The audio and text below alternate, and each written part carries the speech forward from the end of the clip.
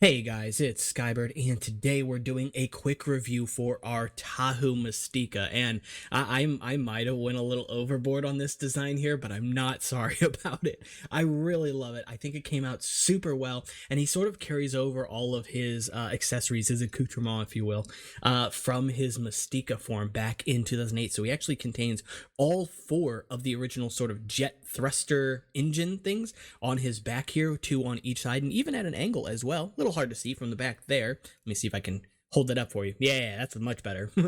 But along with that, he also carries over the wings from that build. I'm contemplating using the red wings from the Nuva Mistika set here and just keeping the silver off, but we'll see, right?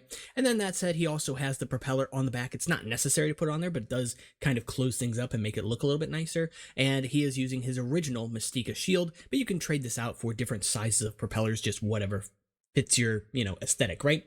In that case, though, he does have the fire shield here because I don't understand why LEGO didn't use the fire shield in the first place on this set. It's a fire character and they used a water shield on him, which is weird. It's a good shield, don't get me wrong. Just weird. But more importantly here is the fact that he actually has fire swords again. And this is a build I came up with, I believe, yesterday or maybe the day before. I honestly don't remember. And I'm so happy with how it came out because it's actually a fairly simple build overall. I think it's like 8 or 9 pieces. And I will be doing a breakdown build of this in the Tahu breakdown build video. So keep your eyes out for that. And hey, subscribe if you want. But with that said, though, the actual design for the swords is really nice because it features the silhouette of the flame kind of coming out over the power sword here. And because this Akar sword comes in 2 different colors, being the standard trans yellow-orange here, as well as the blended one that comes on the Tahu Stars set, you have choices as to which sword you'd like to use, or both, right? Maybe you want one that looks more energetic, has more power behind it or something, or whatever the case, right? Make up your own story as you like and sort of pose them with whatever you got and whatever you want, right? So really love the design of the weapons here. And if we move on down, he does have custom feet builds as well. This is actually a direct copy over from my Titan Tahu foot build. They work really well on there and it gives him a very exciting and new looking aesthetic for his feet as well. So I really enjoy it on here. And then, of course, the claws on the back. In terms of the Ghost Blaster, that is just attached to the back of his hand. I've had a couple people also suggest doing a shoulder-mounted blaster, but I want to keep that for Pohatu since I haven't worked his blaster in just yet. I have one method for connecting the blaster to his arm as well, but I think on Pohatu specifically, I'd like to do shoulder-mounted blaster to keep on in relation with his Fantoka appearance. That said, if you're familiar with my body design here, then you know that there is posability in the body itself, so it can actually bend at the waist, which is nice. And then, of course, your standard points of articulation in the head, in the upper and lower arms, in the elbow, the wrists, etc.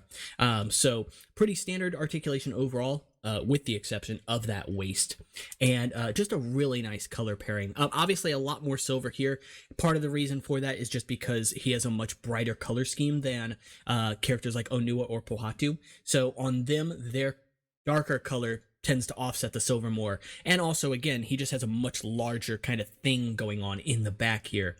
So that helps to really drive up the amount of silver on him, helps really make it stand out. But you can change several of the pieces on this set out to red if you like. As I mentioned, the wings up at the top here, the little connection piece on the side here, and even parts of his body are actually red already, but you can, change out the lift arms. Several other pieces in here appear in red as well.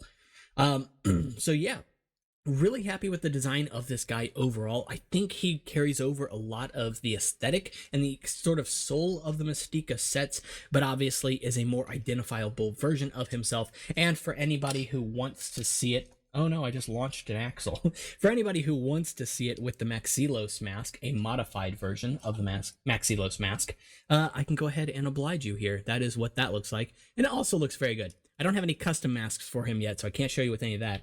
But maybe I'll take a look at the 2015 version of the Tahu mask later, and even the Tahu Uniter mask. So that is pretty much it. If you guys did enjoy this video, make sure to leave a like and subscribe. It does help the channel out, and we are continuing to grow, so let's just keep going, right? No reason to stop now. With that said, you can check out my links for my Instagram and Discord, where I will be linking the instructions for all of the instruction videos for all of these, so you can break them down yourself. And of course, you'll find breakdown videos on this channel as well. So until next time, later.